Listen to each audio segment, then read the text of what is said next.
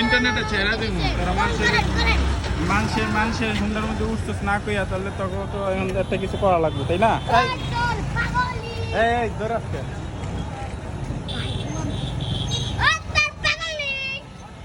পাগল নিতে আগে দৌড়ান দিব তখন